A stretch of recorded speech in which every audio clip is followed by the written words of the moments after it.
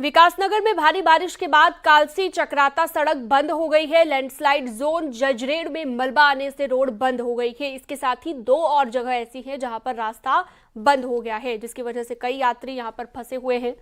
गाड़ियों की लंबी कतारें देखी जा रही हैं। हालांकि प्रशासन की टीम सभी जगह पर बंद सड़कों को खोलने में जुटी हुई है। एक्सक्लूसिव तस्वीर न्यूज 18 इस वक्त आपको दिखा रहा है। कालसी चक्राता सड़क मार्ग बंद हो गया है।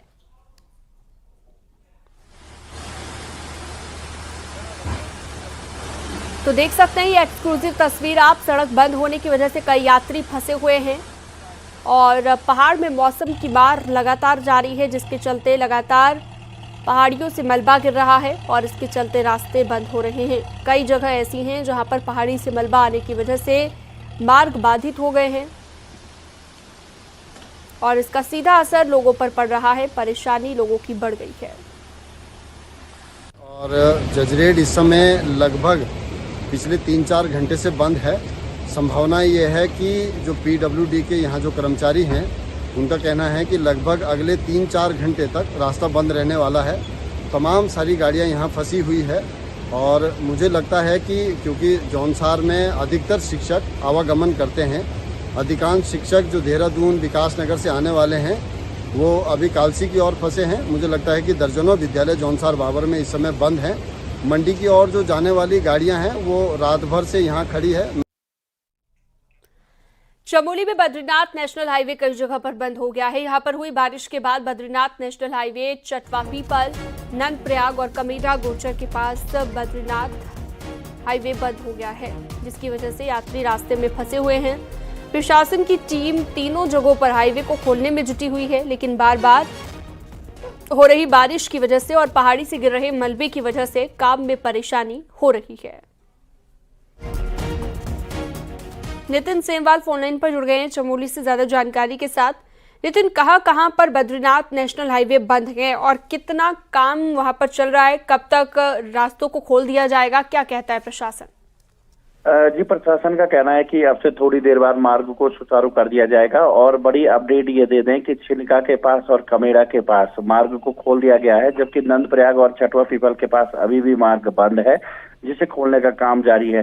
हालांकि जो सुबह से बारिश हो रही थी वो थोड़ी सी रुक चुकी है, तो ऐसे में जो अब सड़क निर्माण जो खोलने का काम है वो तेजी से शुरू किया जाएगा और बताया जा रहा है कि थोड़ी देर बाद मार्गों को लगभग सुचारू कर दिया जाए।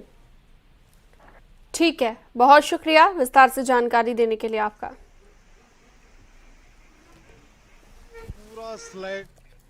बद्रीनाथ हाईवे नरकोटा के पास भी बंद है, जिसकी वजह से यहां पर कई यात्री फंसे हुए हैं। कई घंटों से हाईवे बंद है और यात्री परेशान हैं। हालांकि JCB की मदद से सड़क को खोलने का काम जारी है, लेकिन बार बार हो रही बारिश की वजह से मलबे से टीम को भी काम करने में दिक्कत हो रही है।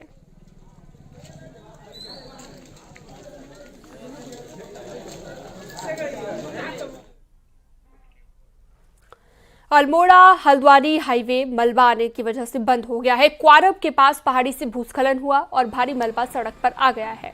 रोड बंद होने से हाईवे के दोनों तरफ लंबी कतारें यात्रियों की लग गई हैं और ऐसे में प्रशासन की टीम JCB की मदद से सड़क को खोलने के काम में जुटी हुई है।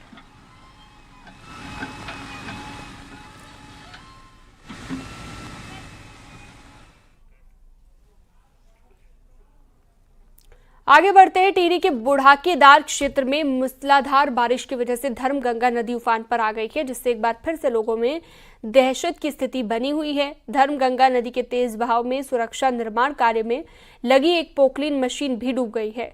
बुढ़ाकेदार पिंसवाड़ रोड को भी कई जगहों पर नुकसान पहुंचा है। नदी के तेज बहाव से कटाव भी हो रहा है। आपको बता दें 26 जुलाई को भी बुढ़ाकेदार क्षेत्र में बादल फटने की घटना से भारी तबाही हुई थी और नदी के उफान पर आने से खेत, पुलिया, रास्ते और रोड को नुकसान पहुंचा था और एक बार फिर से बारिश से नुकसान पहुंचा है। कल रात की मूसलाधार बारिश के कारण जो है अतिवृष्टि से जो है धर्मगंगा नदी उफान पर रही और बूढ़ा केदारनाथ में जो 26 जुलाई 2024 को जो आपदा आई थी उसमें सड़क जो बह गई थी, उसका जो निर्माण कार्य पूर्ण हो गया था। एक दो जगहों पर जो है वो सड़क बह गई है और निर्माण कार्य में लगी हुई जो पोकलेन मशीन थी वो पोकलेन मशीन जो है पानी में जो है डूब गई है।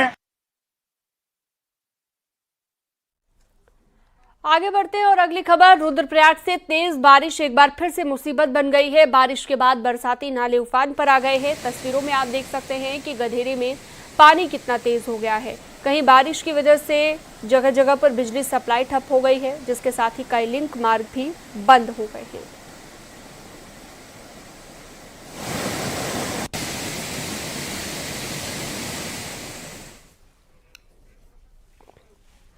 बागेश्वर में मूसलाधार बारिश का सिलसिला जारी है, जिसके चलते बागेश्वर में सरयू नदी के साथ बरसाती नाले भी उफान पर आ गए हैं। इसके साथ ही जिले की 12 सड़कें भी बंद हो गई है, जिन्हें खोलने की कोशिश की जा रही है। बारिश की वजह से जनजीवन पूरी तरह से अस्त व्यस्त हो गया है।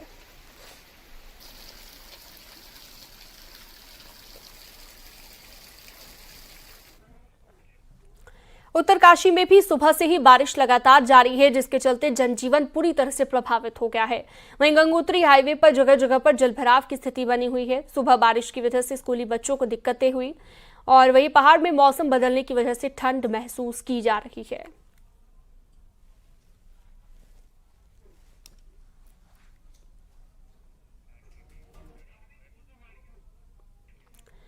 टनकपुर पिथौरागढ़ ऑलवेदर रोड आज भी दिन भर बंद रहेगी। स्वाला के पास लगातार हो रहे लैंडस्लाइड को देखते हुए चंपावत प्रशासन ने हाईवे को तीसरे दिन भी बंद रखने का फैसला लिया। हाईवे बंद होने की वजह से चंपावत के साथ ही पिथौरागढ़ के लोगों को भी काफी दिक्कतों का सामना करना पड़ रहा है और 13 सितंबर के बाद बॉर्डर का ये इकलौता हाईवे 90% मौकों पर बंद ही रहा है। लंबे समय तक हाईवे नहीं खोल पाने के चलते नेशनल हाईवे पर भी कई सवाल खड़े होने लगे हैं। हाईवे बंद होने की वजह से बॉर्डर के दोनों जिलों में जरूरी चीजों का भी संकट खड़ा होने लगा है।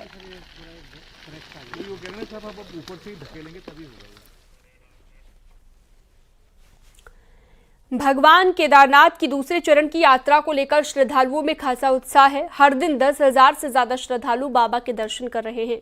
हालांकि अब भी केदारनाथ हाईवे पूरी तरह से ठीक नहीं हो पाया है। केदारनाथ पैदल मार्ग पर भी ट्रीटमेंट का काम जारी है, लेकिन इसके भी श्रद्धालुओं में भारी संख्या में बाबा केदार के दर्शन के लिए पहुंचने की होड़ लगी हुई है। वहीं पैदल रास्तों पर सुरक्षाकर्मी भी तैनात किए गए हैं।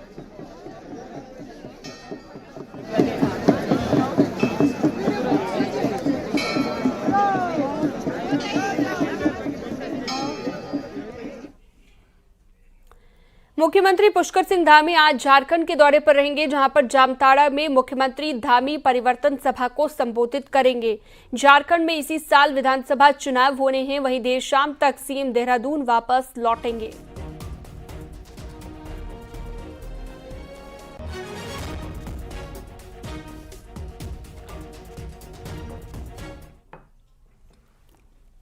ज्योतिर्मठ में लगातार सुरक्षा संबंधित काम शुरू होंगे। सुरक्षात्मक काम के लिए पेयजल, सिंचाई और पीडब्ल्यूडी ने डीपीआर तैयार कर ली है और सभी डीपीआर को आईआईटी रुड़की को भेजा गया है, जो इस पर अपनी रिपोर्ट देगी, जिसके बाद ज्योतिर्मठ में सुरक्षात्मक कार्य होंगे।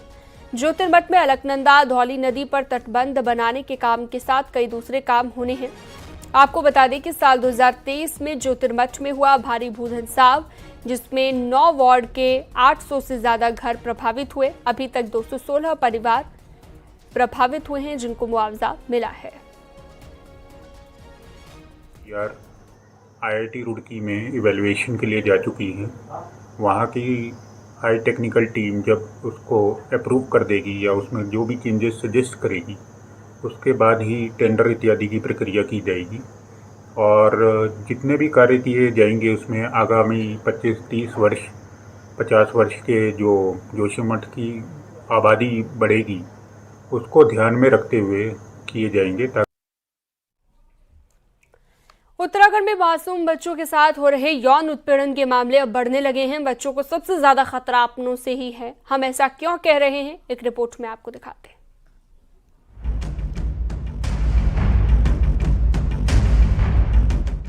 बीते 3 सालों में उत्तराखंड में पॉक्सो के मामले में 20 से 25% का इजाफा देखने को मिला है, जिसमें सबसे ज्यादा वो मामले सामने आए हैं जिनमें पीड़ित और आरोपी एक दूसरे के परिचित हैं। वहीं इन बढ़ते मामलों को देखते हुए कानूनी जानकार कहते हैं कि इनका सबसे बड़ा कारण पॉर्न साइट्स का आसानी से एक्सेस है। साथ ही कई सोशल प्लेटफॉर्म ऐसे हैं जिनमें अश्लील कंटेंट रहते हैं और मासूम बच्चे अपराधियों के लिए आसान टारगेट बन जाते हैं। इजी एक्सेस किसी भी न्यूड मूवी का या पोर्नोग्राफी का बहुत इजीली पाया जाता है, ठीक है। अब क्या है कि अगर हम लोग उसे देख पा रहे हैं तो किसी भी समाज का इंसान उसे देख पा रहा है बहुत इजीली, फ़ोन सबके पास में।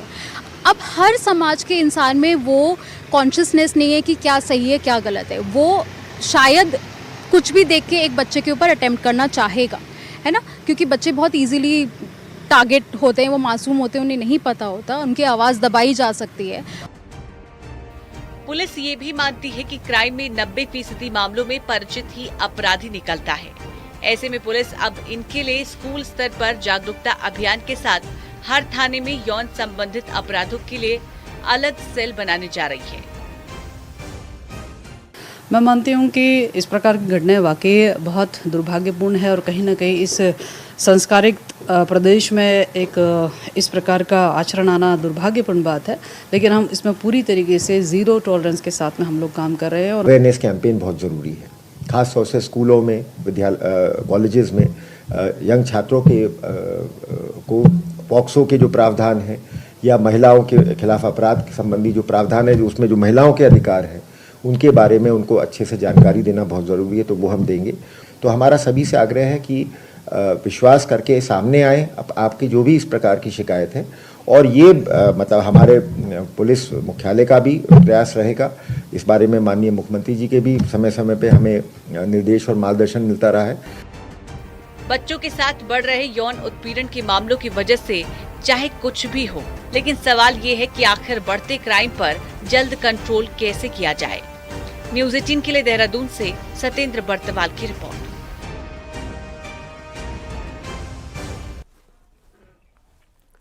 महिला से यौन शोषण का आरोपी मुकेश बोरा की गिरफ्तारी भले ही हो गई हो, लेकिन उसके काले कारनामों की फाइल अभी खुलनी बाकी है। बताया जा रहा है कि दूध की आड़ में ऐसे कई राज जो काले कारोबार की ओर इशारा करते हैं। एक रिपोर्ट दिखाते हैं।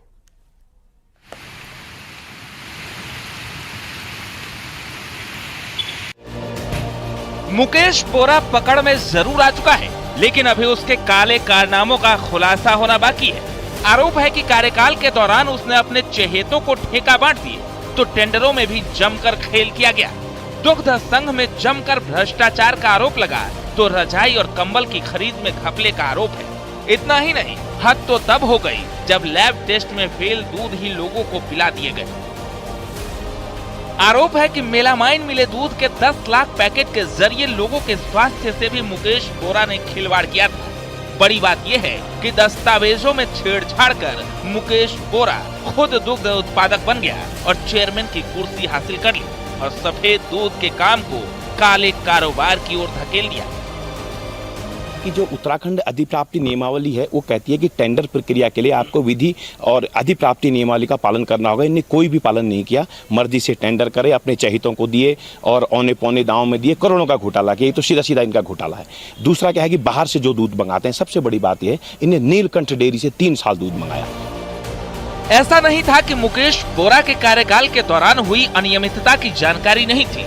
आरटीआई के माध्यम से कई मामले सामने आते रहे, लेकिन अपनी ऊपरी पहुंच के चलते उसके कामों पर पर्दा पड़ा रहा। मामला हाईकोर्ट पहुंचा तो कमिश्नर कुमाऊं की जांच में कई आरोप सही पाए गए, जिसके बाद दीपा देवी दुग्ध उत्पादक के नाम पर तैयार दस्तावेजों का खुलासा हुआ और वही के कर्मचारी उमेश यादव ने अपना जुर्म कबूल कर लिया। हालांकि इसके बाद भी मुकेश बोरा पर कोई कार्रवाई नहीं हुई।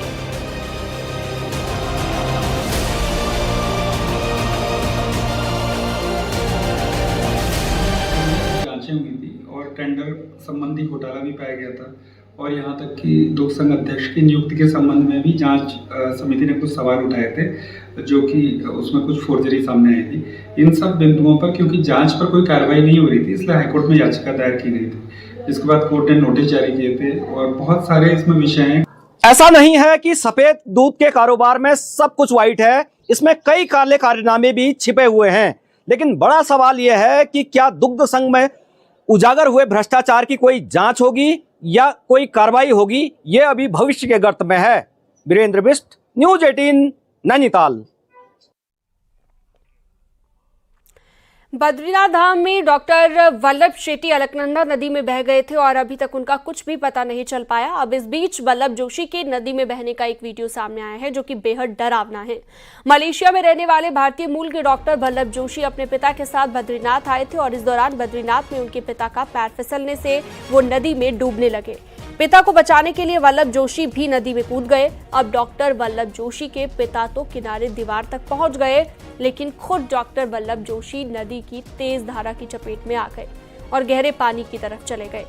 उनकी तलाश के लिए आज भी बचाव दल ने सघन अभियान चलाया, लेकिन कोई पता अभी तक उनका नहीं चल पाया है। कल रात होने के बाद अभियान को फिलहाल रोका गया था और आज से फिर से अभियान चलाया जाएगा। आपको बता दें कि वल्लभ जोशी और उनके पिता मलेशिया के नामचीन डॉक्टर हैं।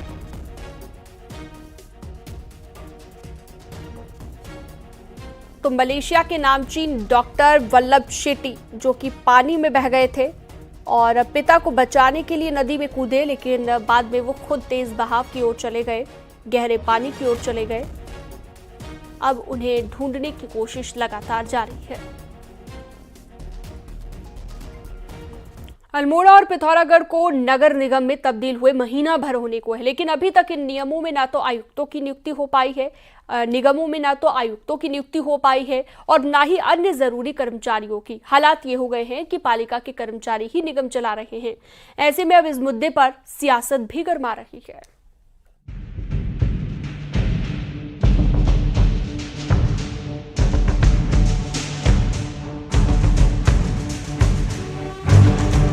कुमाऊं की 2 पहाड़ी नगर पालिकाओं को निगम बने महीना होने को है, लेकिन ये निगम अभी भी नगर पालिका के कर्मचारियों के भरोसे ही चल रहे हैं। अल्मोड़ा हो या फिर पिथौरागढ़, दोनों निगमों में सरकार महीने भर से कमिश्नर तक को नहीं बैठा पाई है। ऐसे में दोनों नगर निगम फिलहाल राम भरोसे चल रहे हैं। कमिश्नर की नियुक्ति नहीं होने से निगमों का कामकाज तो प्रभावित हो ही रहा है, साथ ही इस मुद्दे पर राजनीति भी होने लगी है। जल्दबाजी में लिया गया फैसला है, क्योंकि चुनाव को देखते हुए नगर निगम की तत्काल घोषणा कर दी गई और उसके बाद अभी तक लगभग 1 माह से ऊपर हो चुका है, अभी तक नगर आयुक्त की नियुक्ति नहीं की गई है, लेखाधिकारी की नियुक्ति की नहीं है, जिससे कि हमारे जो कर्मचारी हैं उनको वेतन के लाले पड़ गए हैं और पूरी वित्तीय व्यवस्था जो चरमरा गई है। नहीं, अभी क्योंकि प्रशासनिक विषय जानकारी में आता है तो जिलाधिकारी सर्व व्यवस्थाओं को देख रहे हैं और उप जिलाधिकारी इस दिशा में काम सौंपेंगे। लेकिन मैं अगर कोई दिक्कत आ रही है तो माननीय जिलाधिकारी से मैं बात करूंगा कि समाधान निकलना चाहिए। नगर निगमों में कमिश्नर के साथ ही 2 सहायक आयुक्तों की भी नियुक्ति होती है। यही नहीं, अर्थव्यवस्था के लिए वित्त अधिकारी की तैनाती भी की जाती है। इनके साथ ही हेल्थ ऑफिसर, ईई और जेई भी भारी संख्या में रखे जाते हैं, लेकिन इन दोनों निगमों में ऐसा कुछ भी नहीं हो पाया है। हालात ये हैं कि पहाड़ के दोनों नगर निगम महीने भर से प्रशासकों के हवाले हैं। पता चला कि वर्तमान में जो हमारी नगर पालिका अल्मोड़ा थी, इसको नगर निगम में कन्वर्ट कर दिया गया है। मेरी शासन में शहरी विकास के निदेशक से सचिव महोदय से वार्ता हो चुकी है और बहुत जल्दी ही नगर आयुक्त की नियुक्ति हो जाएगी। सरकार ने अल्मोड़ा और पिथौरागढ़ नगर पालिका को निगम बनाकर लोगों को एक तोहफा दिया है, लेकिन ये तोहफा तभी कारगर होगा जब यहाँ जरूरी स्टाफ की तैनाती होगी। अल्मोड़ा से किशन जोशी के साथ पिथौरागढ़ से विजयवर्धन उप्रेती की रिपोर्ट।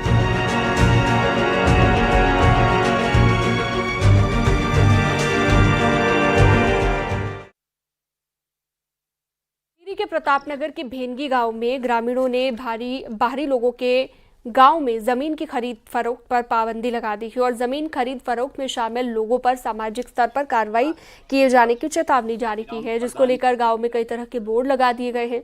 ग्रामीणों का कहना है कि बाहरी लोगों द्वारा ग्रामीणों को बहला फुसलाकर पैसों का लालच देकर जमीन को खरीदा जा रहा है और इसे बेचा जा रहा है, जिससे गाँव का माहौल खराब हो रहा है।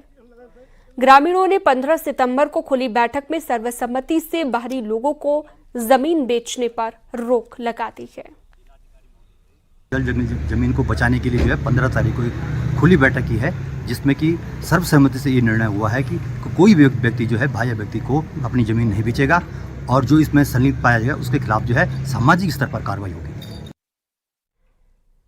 हल्द्वानी में पिछले दिनों हुई बारिश की वजह से गौला नदी पर बने पुल की अप्रोच रोड बह गई थी, जिसके बाद गौला पार के लोगों को खासी दिक्कतों का भी सामना करना पड़ रहा है। किसानों को मंडी तक फसल लाने में जहां लंबा सफर तय करना पड़ रहा है, वहीं स्कूल आने जाने वाले बच्चे भी परेशान हो गए हैं। ऐसे में जब तक पुलिस की अप्रोच रोड ठीक नहीं हो जाती, तब तक नदी पर की ह्यूम पाइप डालकर वैकल्पिक रोड बनाई जा रही है, ताकि लोगों का सफर आसान हो सके। नहीं हो जाता तब तक जन सुविधा को देखते हुए एक वैकल्पिक मार्ग नदी के माध्यम से बनाया जा रहा है, जिस पर वन विभाग के लोग काम कर रहे हैं और हम उम्मीद कर रहे हैं कि कल तक संभवतः या परसों तक ये हमारा सुचारू हो जाएगा, जिससे कि आने जाने के लिए काफ़ी राहत मिलेगी इससे। रुड़की में सोनाली नदी पर बना पुल जर्जर है, जिसकी वजह से पुल से बड़ी गाड़ियों के आने जाने पर पाबंदी लगा दी गई है। नवंबर से शुरू होने वाले गन्ने के पेराई सत्र को लेकर किसान परेशान हैं। क्यों पुल से बड़ी गाड़ियों की आवाजाही बंद है? ऐसे में किसानों का ये कहना है कि उन्हें आवाजाही में भारी दिक्कतें हो रही है। किसानों ने जल्द पुल को ठीक करने की मांग की है।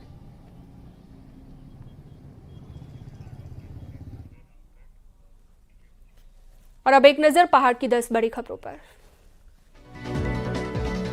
हरिद्वार में रानीपुर पुलिस ने अंतर्राज्यीय वाहन चोर गिरोह के 2 सदस्यों को पकड़ा। आरोपियों से पुलिस ने 8 बाइक और 1 ई-रिक्शा बरामद किया।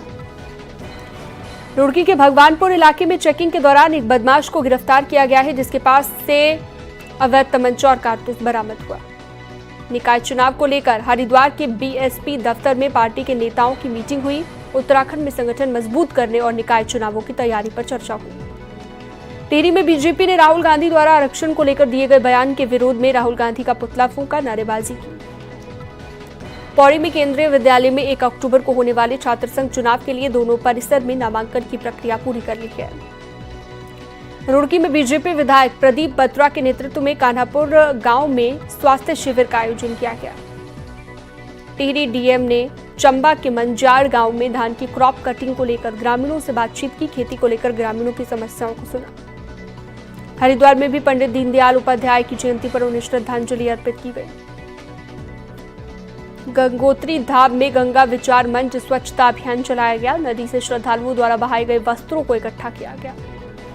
रुड़की के नारसन ब्लॉक में 20 युवाओं को 14 दिवसीय प्रशिक्षण का समापन हुआ।